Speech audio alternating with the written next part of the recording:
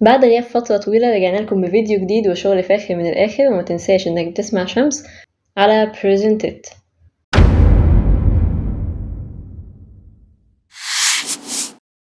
كليوباترا السبعة أو كليوباترا ثيا فيلوباترا، مش دي ولا دي، هي دي.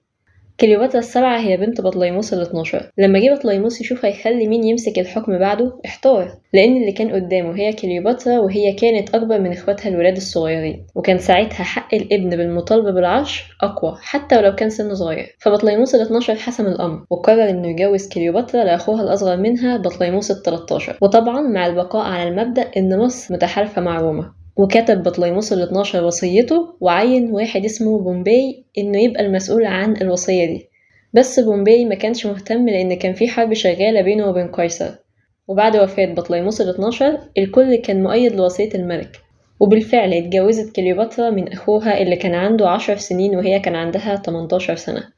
وكان أهم الوزراء ساعتها وزيرين، بوثينوس وأخيلس. وكان بوثينوس ده ما بيحبش كليوباترا وغيران منها، زائد إن سلطتها ونفوذها كل يوم بيزيدوا، على عكس بطليموس ال13 اللي كانت شخصيته مش قوية قوي. فبوثينوس قرر إنه يحاول يخلي بطليموس ال13 في صفه عشان يشيلوا كليوباترا ويخلوا الجيش في صفهم، وقدروا فعلا إنهم يعملوا ده. فكليوباترا هربت من مصر لسوريا عشان تستخبى هناك على أمل إنهم يساعدوها في سوريا، وفعلا قدرت إنها تكون جيش واتجهت لمصر. وبوثينوس وبطليموس جهزوا هما كمان جيش عشان يطلعوا يقابلوها، وبدأت بينهم المعركة. ومع ذلك ملحقوش يضربوا بعض ويجروا حتى، لأن في الوقت ده كانت الحرب بين قيصر وبومبي على آخرها وقربت توصل منهم، فكده لازم قبل ما يتعاركوا ياخدوا صف أو جنب في معركة بومبي وقيصر.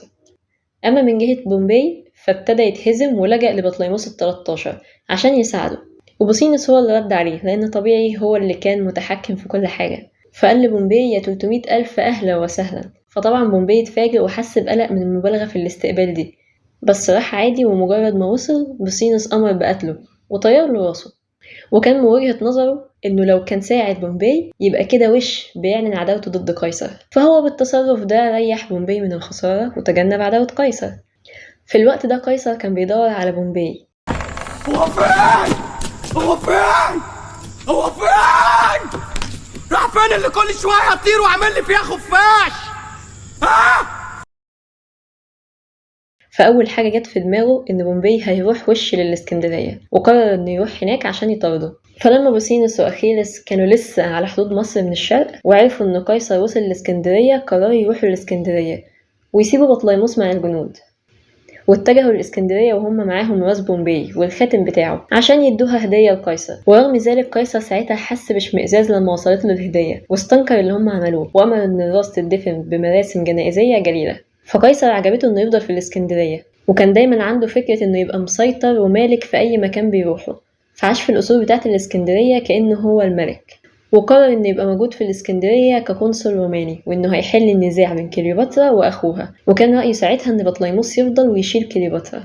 أما من جهة كليوباترا فتم تجاهل قضيتها جدا، وكانت هتموت وترجع الإسكندرية، وده كان صعب لأن جنود بوثينوس لسه موجودين في كل مكان. ومع ذلك ما استسلمتش وبعتت لقيصر وطلبت منه إنها تروح له ويسمعها في قضيتها، فوافق وطلب منها تيجي. فخدت ناس قليلة من أتباعها معاها واللي بتثق فيهم، وركبوا مركب عشان يقدروا يروحوا الإسكندرية. ولما وصلوا القلعة عملوا خطة علشان كليوباترا تعرف تدخل القصر، ألا وهي إن واحد من أتباعها هيشيلها في سجادة وهيربطوها بحبال ويشيلها يدخلها جوه القصر كهدية لقيصر. وفعلا المهمة نجحت ودخلت القصر وفتحوا السجادة قدام قيصر وطلعت منها كليوباترا. وطبعا أعجب بيها قيصر جدا وقال لها عليك يا عيون لا بتنافق ولا بتخون. قيصر ساعتها كان عنده حوالي 52 سنة وكان متجوز، ومراته كانت في روما وكانت ست جدعة بشهادة الكل، عشان كده طبعا هتتخزوق كمان شوية. فالمهم قيصر بعت لبطليموس عشان يحل المشكلة اللي بينه وبين كليوباترا بالعدل طبعا، وإن هم مصلحتهم. والعدل في الحالة دي إن كليوباترا طبعا هي اللي تحكم عشان قيصر من سيمبابوي.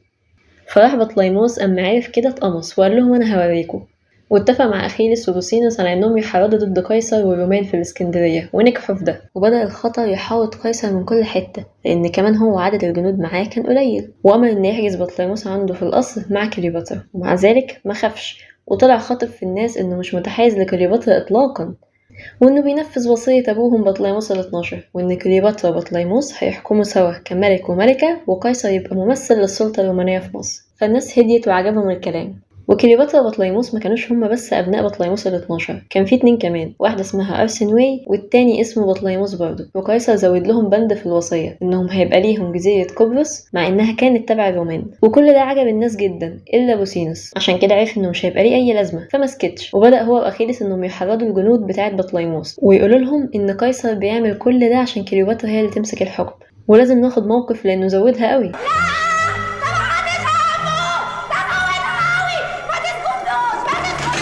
وابتدوا فعلا الجنود يتجهوا للعاصمة عشان يهاجموا قيصر. وكان ساعتها أخيلس قائد الجيش، وبوسينوس فضل في القصر زي ما هو بيتظاهر إنه مؤيد لقيصر في كل حاجة. فلما قيصر عرف فكر في فكرة إنه يبعت رسولين وكأنهم جايين برسالة من بطليموس ال13 عشان يشوف كلمة بطليموس عاملة إزاي وسطيهم. فحس أخيلس إنهم جايين من قيصر مش من بطليموس، فأمر فورا بقتلهم، وقال لو طلعوا جايين من بطليموس لما يدخلوا المدينة ويخلوه هو اللي على العرش أكيد مش هيزعل على الرسولين دول يعني. فقيصر لقى إن مفيش فايدة وإنه في خطر، وكمان اتأكد من خيانة بوسينوس وإنه بيبعت أخباره أول بأول لأخيلس، فأمر قيصر بقتله. ففي هنا شخصية جديدة هتظهر وهتخاف من كل اللي بيحصل ده، وهو كان الضابط المسؤول عن أرسنواي اللي هي أخت كليوباترا اللي المفروض كانت تبقى في قبرص، بس الإجراءات بتاعة الجزيرة دي وقفت بسبب الحرب اللي كانوا فيها. فقرر هو وأرسنواي يهربوا وينضموا لأخيلس. فطبعا أخيلس استقبلها بكل الترحاب، ولما يدخلوا العاصمة هتبقى هي الملكة، وبطليموس قاعد في القصر محتار مين هيكسب كليوباترا ولا أرسنواي. ودارت المعركة بين أخيلس وقيصر. في البداية أخيلس كان متفوق جدا بسبب زيادة عدد الجنود اللي معاه مقارنة بعدد جنود قيصر، ومع ذلك قيصر ما كانش خايف إطلاقا عشان كان بيحب التحديات، وزائد كل مادة كليوباترا بتعجب بيه وبتشوفه هيرو. وفي خلال الحرب دي حصلت حاجة مهمة جدا، وهي الحريق بتاع المكتبة القديمة في الإسكندرية واللي ما كانش ليها مثيل، وللأسف دي كانت خسارة ما تتعوضش.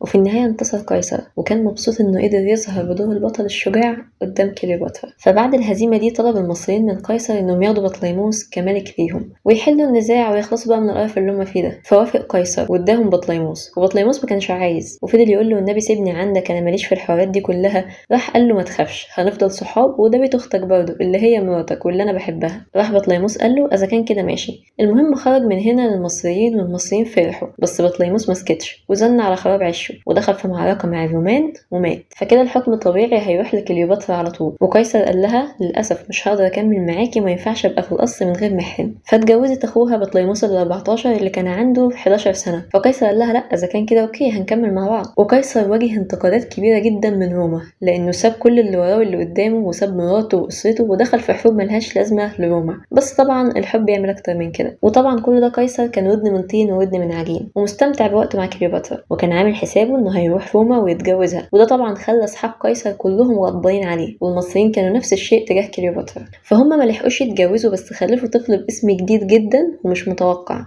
قيصرون، اسم مصغر من قيصر يعني. وبعدها قرر قيصر يروح لروما لوحده يظبط أموره هناك، وخد معاه أرسنواي اللي اتخذت أسيرة من الحرب السكندرية بعد ما انحازت لجيش أخيلس. فقيصر كان واخدها كغنيمة معاه، وده بمثابة انتصار كبير. ومن عاداتهم إنهم بياخدوا أسرى مهمين أو أسلحة أو رسومات مهمة ويمشوا بيهم في موكب اسمه موكب النصر في روما عشان يبانوا روشين جامد جدا. نرجع لمصر بقى، هنلاقي خلاص كليوباترا هي الملكة لوحدها، ده بعد ما سمت أخوها وجوزها بطليموس ال14 وعاشت حياة من الطرف والنعيم، وحاولت انها تصلح اللي دمرته الحروب، زي ان الجسور اللي اتهدت تتبني تاني وترميم اي حاجة فيها اصابات، زائد انها بذلت جهد كبير عشان تقدر تعوض خسارة المكتبة فرممت المباني اللي اتحرقت. ويقال انها جابت 100 أو 200 ألف مخطوطة للمكتبة، ومع ذلك المكتبة الجديدة ما قدرتش تعوض اطلاقا خسارة المكتبة القديمة. وقررت كليوباترا انها تروح لقيصر في روما. انا جيت.